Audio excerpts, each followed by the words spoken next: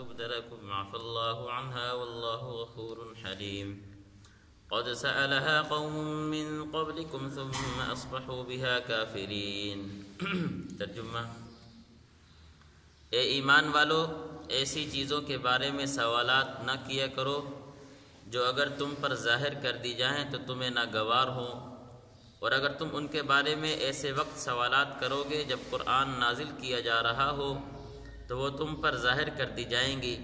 البتہ اللہ نے پچھلی باتیں معاف کر دی ہیں اور اللہ بہت بخشنے والا بڑا بردبار ہے۔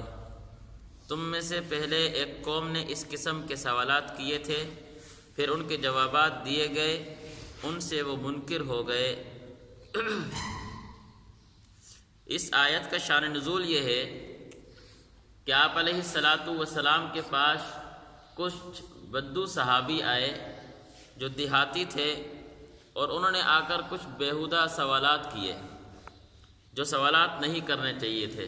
مثال کے طور پر ایک آدمی آیا اور اس نے آ کر یہ سوال کیا کہ اے اللہ کے رسول، میری اونٹنی گم ہو گئی ہے تو میری اونٹنی کہاں ہے؟ اب کہاں کا علم تو اللہ تعالیٰ کے پاس ہے۔ کسی انسان کو اللہ رب العزت نے یہ علم نہیں دیا کہ وہ آپ کی چھپی ہوئی چیز کے بارے میں بتا سکے کہ آپ کی فلاں چیز فلاں جگہ پڑی ہوئی ہے۔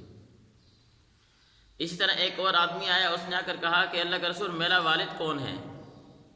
تو اب یہ اس طرح کے سوالات تھے جو نہیں کرنے چاہیے۔ تو اللہ رب العزت نے فرمایا کہ لا تسألوا عن اشیاء ان تبد لکم تسؤکم، اس طرح کے سوالات نہ کرو کہ اگر وہ سوالات لوگوں پر ظاہر کر دی جائیں تو تم ان کو برا محسوس کرو۔ اب ظاہر سی بات ہے، آپ علیہ السلام پر وحی اترا کرتی تھی، انسان آیا سوال کر رہا ہے، اب وہ سوال اگر وحی بن کر آ جائے تو لوگوں کے سامنے ظاہر ہو جائے گی۔ جواب ایک آدمی کو چاہیے تھا اور اس کا ظاہر کرنا اچھا بھی نہیں تھا۔ اب اس طرح کے سوالات جب لوگوں کے سامنے ظاہر ہوں گے تم اس کو برا محسوس کرو گے۔ اور ایک مرتبہ آپ علیہ السلام نے فرمایا کہ بیہودہ سوالات نہ کیا کرو، کیونکہ مجھے ڈر لگتا ہے کہ کہیں ایسا نہ ہو کہ تمہارے سوالات کرنے کی وجہ سے اللہ رب العزت تمہاری حلال چیزوں کو تمہارے پر حرام کر دے۔ کیوں قرآن یہ اتر رہا ہے، تم سوال کرو گے، تمہارے سوال کرنے کی وجہ سے وہی آ جائے گی اور وہ تمہارے پر لازم ہو جائے گی۔ اس لیے سوالات کرنے سے پہلے سوچا کرو کہ کس طرح کے سوالات کر رہے ہو۔ فرمایا یا ایھا الذین آمنو، اے ایمان والو، ایسی چیزوں کے بارے میں سوالات نہ کیا کرو جو اگر تم پر ظاہر کر دی جائیں تو تمہیں ناگوار ہو۔ وَإِن تَسْأَلُوا عَنْهَا حِينَ يُنَزَّلُ الْقُرْآنُ تُبْدَ لَكُمْ، اور اگر تم ان کے بارے میں ایسے سوالات کرو گے جب قرآن نازل کیا جا رہا ہو تو وہ ظاہر کر دی جائیں گی، اللہ کی طرف سے وحی بن کر آ جائے گی۔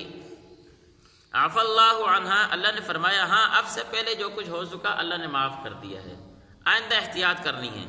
عفا اللہ عنہا، اللہ نے پچھلی باتیں معاف کر دی ہیں۔